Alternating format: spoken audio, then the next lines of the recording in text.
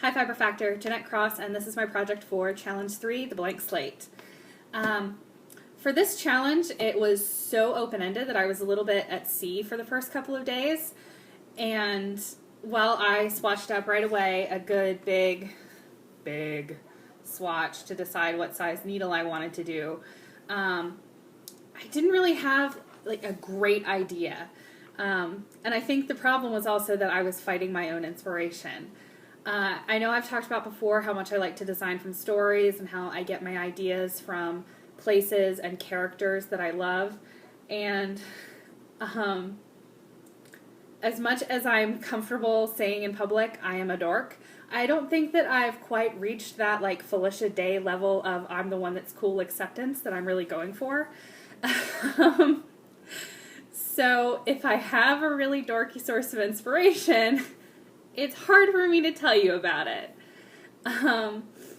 And my source of inspiration for this one is a minor character in the companion series to the Diana Gabaldon Outlander books. One of the things that I love about the series is that it's got all these great women characters in it, and I really love John's cousin Olivia. And so, you know, the whole time that I was making my big what kind of needles am I going to use swatch, I just kept thinking of, you know, mid-18th century, open at the front, elbow length, a little bit more skirted. And, you know, that kind of fits with what's going on in fashion right now. A lot of the cardigans that I've been seeing are open in the front with a little bit more material. And have, you know, kind of a fuller hip, fuller skirt. They're really flattering for the product knitters, and I really wanted to make an Olivia Pearsall sweater.